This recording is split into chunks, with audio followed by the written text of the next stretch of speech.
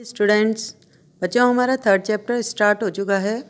राज्य शासन कैसे करता है। कल हमने इसके अंतर्गत सामान्य सी जानकारियाँ पढ़ी थी और एक कहानी का भी अध्ययन करा था, जिसके अंतर्गत दो बच्चियाँ हैं जो स्कूल में लाइब्रेरी में बैठकर एक न्यूज़पेपर को देखती हैं और फिर उसके आधार पर अपने राज्य और विशेष रूप से आपके पातालपुरम का जो एरिया था, जो जिस ज़िले के अंदर वो रहती थी, उस पातालपुरम के एरिया के अंतर्गत पानी की समस्या के कारण हैजे जैसी महामारी फैल चुकी थी और जिसने लोगों की मुख्य रूप से बच्चों की जान लेना प्रारंभ कर दिया था।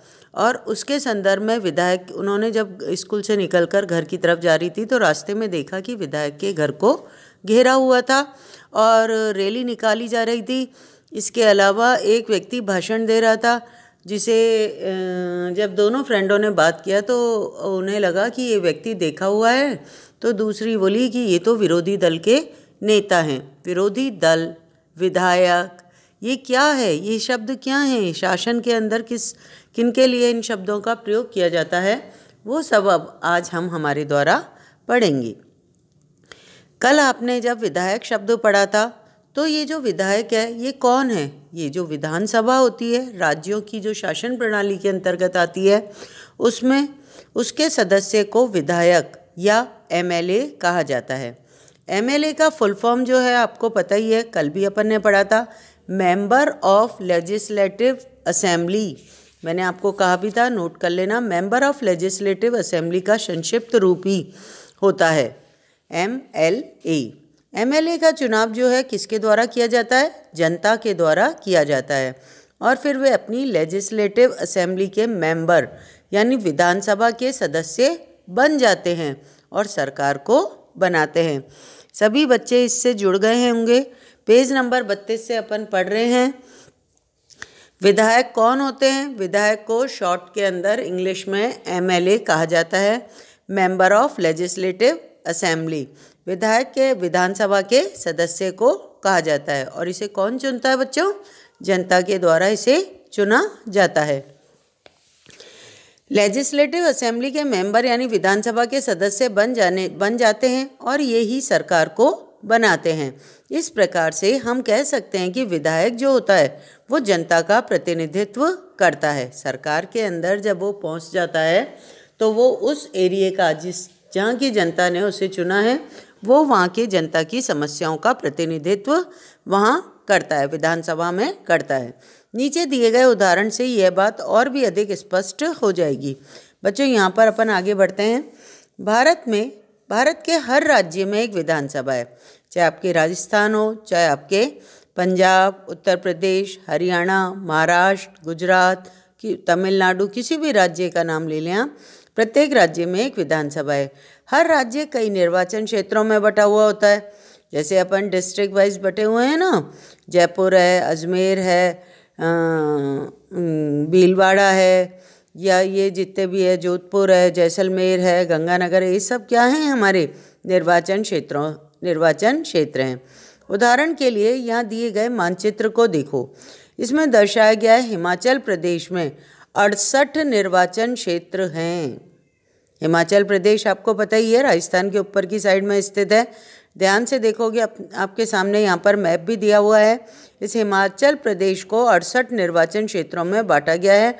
हर निर्वाचन क्षेत्र से जनता एक प्रतिनिधि को चुनती है। मतलब राज्य सरकार जो है वो 68, उससे मिलकर 68 वहाँ पर टोटल सीटें हैं कि प्रत्येक निर्वाचन क्षेत्र 68 है, तो प्रत्येक क्षेत्र से एक एक व्यक्ति को चुना जाता है सरकार के अंतर्गत या विधानसभा के अंतर्गत। जो विधानसभा का सदस्य यानी विधायक बन जाता है, आपने ध्यान दिया होगा कि चुनाव में लोग अलग अलग पार्टियों के नाम से खड़े होते हैं। जैसे कोई कांग्रेस से खड़ा होता है, कोई जनता पार्टी से खड़ा होता है, या कोई किसी अन्य निर्दलीय पार्टी से खड़ा होता है। इसलिए विधायक अलग अलग राजनीतिक दलों के होते हैं। जो लोग विधायक होते हैं वे मंत्री या मुख्यमंत्री कैसे बन जाते हैं। अब ये भी एक क्वेश्चन आपके सामने आ सकता है कि जनता ने चुना प्रतिनिधि, वो तो विधानसभा में पहुंच गया और उसे हम क्या बोलते हैं, विधायक, एमएलए। ठीक है। अब ये एक तरह से मंत्री या मुख्यमंत्री कैसे बन जाते हैं। जब वो आगे बढ़ते हैं बेटा, पहले इससे समझो फिर उसके बाद मैं समझाऊंगी। जिस राजनीतिक दल के विधायक, राजनीतिक दल मतलब पॉलिटिकल पार्टी, जैसे कांग्रेस है, बीजेपी है या अन्य कोई दल है, जिस राजनीतिक दल के विधायक आधे से अधिक निर्वाचन क्षेत्रों में जीत जाते हैं, राज्य को उस दल को बहुमत में माना जाता है। मतलब वो पार्टी किस में मानी जाती है? बहुमत में। बहुमत कहते हैं बेटा मेजॉरिटी को। मतलब जैसे 68 सीटें हैं, 68 सीटों का मतलब कितना हो गया? हाफ करें उसकी 34 सीटों से आपके अधिक सीटें जिस भी पार्टी को मिलती है, मतलब वो मेजॉरिटी से उस क्षेत्र में आई है, उस राज्य में उसकी मेजॉरिटी है, आधे से अधिक सीटें उन्हें प्राप्त हो गई हैं, तो बहुमत प्राप्त करने वाला राजनीतिक दल को सत्ता पक्ष और अन्य सब जो दल हैं उन्हें विरोधी पक्ष वाला कहा जाता है। जैसे उदाहरण दे रखा है इसने, हिमाचल की विधानसभा में विधायकों के 68 निर्वाचन क्षेत्र हैं। विभिन्न राजनीतिक दलों के, यहाँ पर आ जाओ बच्चों नेक्स्ट पेज पर, पेज नंबर 38 पर इसने हिमाचल प्रदेश का ही उदाहरण दिया है। 68 निर्वाचन क्षेत्र हैं हिमाचल प्रदेश के अंदर। फिर उसने आगे कहा है, विभिन्न राजनीतिक दलों के उम्मीदवारों ने 2017 का विधानसभा चुनाव जीता। बहुत सारी पार्टियां वहाँ पर थी हिमाचल प्रदेश में, और उनके कई लोगों ने, मतलब टोटल तो 68 ही निर्वाचन क्षेत्र, 68 ही व्यक्ति चुने गए, लेकिन वो विभिन्न राजनीतिक पार्टियों के थे या राजनीतिक दलों के उम्मीदवार थे। उम्मीदवारों ने 2017 का विधानसभा चुनाव जीता और वे विधायक भी बन गए। विधानसभा में कुल विधायकों की संख्या तो टोटल 68 ही है, इसलिए बहुमत प्राप्त करने के लिए किसी भी राजनीतिक दल को 34 से अधिक विधायकों की आवश्यकता होगी। नेचुरल है, आधा तो कम से कम, आधा या उससे अधिक उनके पास बहुमत होना चाहिए। भारतीय जनता पार्टी के 44 विधायक होने के कारण, बीजेपी जो पार्टी थी हिमाचल प्रदेश में 44 सीटें लेकर आई थी, 44 विधायक होने के कारण उन्हें बहुमत मिल गया और वे सत्ताधारी दल के सदस्य बन गए। मतलब जो शासन करने वाला दल था वो बीजेपी बन गया, क्योंकि उसके पास आधे से अधिक बहुमत प्राप्त था। अन्य सब विधायक विरोधी दल के सदस्य बन गए। इस उदाहरण में इंडियन नेशनल कांग्रेस, जो हमारी कांग्रेस पार्टी है, मुख्य विरोधी दल बनी थी, क्योंकि भारतीय जनता पार्टी के बाद सर्वाधिक विधायक उसी के थे। विरोधी पक्ष के कुछ अन्य पार्टियां भी थी और कुछ निर्दलीय उम्मीदवार भी थे जो चुनाव जीतकर आए थे। चुनाव के बाद सत्ताधारी दल के विधायक अपने नेता का चुनाव करते हैं जो मुख्यमंत्री बनता है। अब देखो बच्चों, कहाँ से स्टार्ट हुआ था? जनता के द्वारा विधायक का चुनाव किया गया। हिमाचल प्रदेश का इसने उदाहरण लिया इसको समझाने के लिए। हिमाचल प्रदेश के अंदर आपके 68 टोटल विधानसभा में सीटें हैं, या टोटल 68 निर्वाचन क्षेत्र हैं, जब प्रत्येक निर्वाचन क्षेत्र से एक एक व्यक्ति का चयन किया जाना था। बहुत सारी पार्टियों ने अलग सभी क्षेत्रों से अपने अपने मेंबर्स खड़े कर दिए। टोटल 68 व्यक्ति चुनकर आ गए जो अलग अलग पार्टियों के थे। वहाँ पर जो बीजेपी थी ना, उसके 44 प्रतिनिधि चुनकर आए। टोटल उस हिमाचल प्रदेश के अंदर 68 सीटों में से 44 सीटें बीजेपी पार्टी को प्राप्त हुई। बाकी की जो सीटें थी वो अन्य दलों में बटी हुई थी, जैसे कांग्रेस है या अन्य कोई निर्दलीय दल है या कोई और राष्ट्रीय दल है, उनके पास बाकी की बची हुई सीटें थी। अब बहुमत किसका हो गया? मेजॉरिटी किसकी हो गई? वहाँ पर विधानसभा में बीजेपी पार्टी की हो गई। तो बीजेपी पार्टी को सत्ता या शासन चलाने के लिए वहाँ के राज्यपाल के द्वारा निमंत्रण भेजा गया। अब पार्टी के द्वारा अपने 44 विधायकों में से जो चुने गए थे, उनमें से ही मुख्यमंत्री और मंत्रिमंडल का गठन किया जाएगा। ये प्रक्रिया होती है बच्चों हमारे राज्य की शासन प्रणाली के अंतर्गत, जिसमें जनता के द्वारा चुना गया प्रतिनिधि मुख्यमंत्री कैसे बनता है वो आपके द्वारा अध्ययन किया गया है। आगे बढ़ती हूँ मैं इसी को फिर से रिपीट करते हुए। चुनाव के बाद सत्ताधारी दल के विधायक अपने नेता का चुनाव करते हैं जो मुख्यमंत्री बनता है। इस उदाहरण से भारतीय जनता पार्टी के विधायकों ने श्री जयराम ठाकुर को जयराम ठाकुर जो है, नाम नोट कर लेना बच्चों, ये बीजेपी के 2017 में बीजेपी पार्टी के थे जयराम ठाकुर। और ये अपने हिमाचल प्रदेश के क्या बने, मुख्यमंत्री बने और अपना नेता जयराम ठाकुर को अपना नेता चुना। वे मुख्यमंत्री बन गए। उसके बाद मुख्यमंत्री और मंत्रियों का भी चयन किया गया।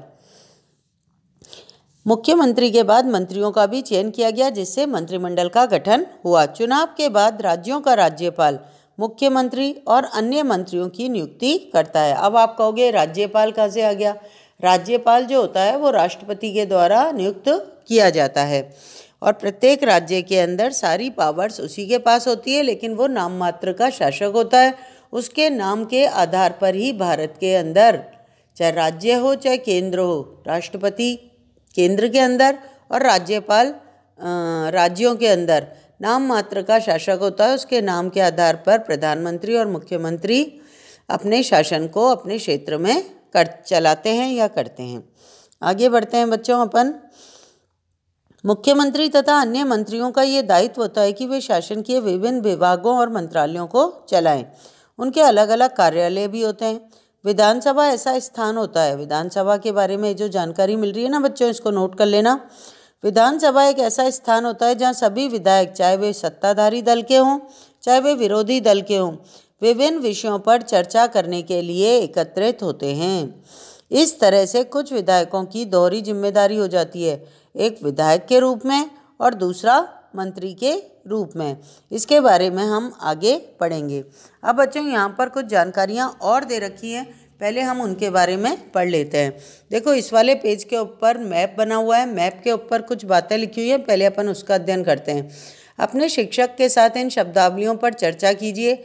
आम सभा किसे कहते हैं? आम सभा मतलब जिसे जनसभा कहते हैं, या जनता के सामने जब जनता का चुना हुआ प्रतिनिधि आमने सामने होता है, जनता और जनता का चुनाव प्रति आमने सामने होता है और पूरा सभा या सम्मेलन चल रहा होता है तो उसे आम सभा कहा जाता है। और बच्चों इसके बारे में सारी जानकारी इन प्रत्येक शब्दों की बाद में, चैप्टर के बाद में मैं करा दूंगी। भारत के राज्य आपको पता ही है, जैसे पंजाब है, राजस्थान है, ये सब राज्य कहलाते हैं।